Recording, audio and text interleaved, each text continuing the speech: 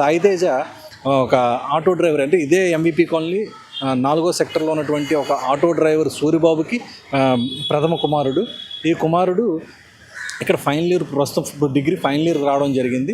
అయితే గత ఏడాది కాలంగా సరే ఈ అబ్బాయికి ఇదే విధంగా ఈ యొక్క క్లాస్ టీచర్ తోటిని మరొక టీచర్ తోటి కూడా ఈ వేధింపులు వస్తున్నాయని చెప్పేసి ఒక ప్రధానమైనటువంటి ఆరోపణ ఉన్న నేపథ్యంలో ఇప్పుడు విద్యార్థులంతా కూడా చాలా తీవ్ర ఆందోళన వ్యక్తం చేస్తున్నారు. ఇప్పుడు వాళ్ళకి న్యాయం జరగాలని చెప్పేసి ప్రధానంగా డిమాండ్ చేస్తూ ఇదే కాలేజీ బయట వాళ్ళు ఆందోళన కూడా దిగే పరిస్థితి కనిపిస్తుంది. అయితే దీనిపై ఇప్పటికే పోలీసులు కేసు కూడా నమోదు చేస్తున్నారు, దర్యాప్తు కొనసాగుతుంది. ప్రస్తుతం విద్యార్థి యొక్క బాడీ పోస్ట్ మార్టంలో ఉంది.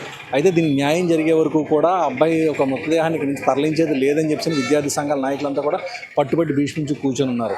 అయితే ఇప్పుడు దీని దర్యాప్తు ఏ విధంగా జరుగుతుందన్నది ఇప్పుడు మనం వేచి చూడాల్సి ఉంది. మరోవైపు ఈ టీచర్స్ ఎవరైతే ఉన్నారో, క్లాస్ టీచర్, మరొక స్టాటిస్టిక్స్ టీచర్, వీళ్ళిద్దరికి మీద ఎటువంటి చర్యలు తీసుకుంటారని తెలియదు. ఎందుకంటే కాలేజీలో ఉన్నటువంటి యాజమాన్యానికి కూడా అబ్బాయి యొక్క తల్లిదండ్రులు కూడా ఆల్రెడీ ఇదివరకే ఫిర్యాదు కూడా చేయడం జరిగిందట. దీనిపై చర్యలు తీసుకుంటామని కూడా చెప్పారట. ఇందులో భాగంగానే ఇక్కడ ఏదైతే ఈ విద్యార్థి సాయితేజ ఒక తల్లిదండ్రులు, కుటుంబ సభ్యులు కాలేజీ యాజమాన్యంతో మాట్లాడుతున్న సమయంలోనే సాయితేజ ఇంట్లో ఉన్నప్పుడు సాయితేజకు ఫోన్ చేసి జరిగిన విషయాలన్నీ కూడా 2 సార్లు అప్పటికే అడిగి తెలుసుకోవడం కూడా జరిగింది. కానీ ఈలోపే 3వసారి మళ్ళీ కాల్ చేసేటప్పటికి విద్యార్థి ఒక ఫోన్ స్విచ్ ఆఫ్ అవ్వడం, ఫోన్ ఎంతకీ ఎత్తకపోవడం ఇవన్నీ చూస్తుంటే వాళ్ళకి అనుమానం వచ్చి కాలేజీ నుంచి తల్లిదండ్రులు మళ్ళీ తిరిగి ఇంటికి వెళ్ళి చూసేసరికి ఇంట్లో ఉరివేసుకుని కనిపించాడు సాయితేజ.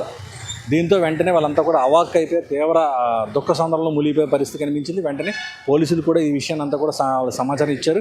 అదేవిధంగా సాయితేజ ఒక వాట్సాప్లోని కొన్ని ఆధారాలను కూడా పోలీసులు సమర్పించడం జరిగింది. ఎందుకంటే టీచర్లతో జరిగినటువంటి చాటింగ్లన్నీ కూడా ఈ వాట్సాప్లో లభించాయి. ఈ వాట్సాప్తో ఆధారాలతో, అంటే వాట్సాప్లో జరిగిన చాటింగ్ల ఆధారంగా పోలీస్ స్టేషన్లో కూడా కంప్లైంట్ ఇవ్వడం కూడా జరిగింది.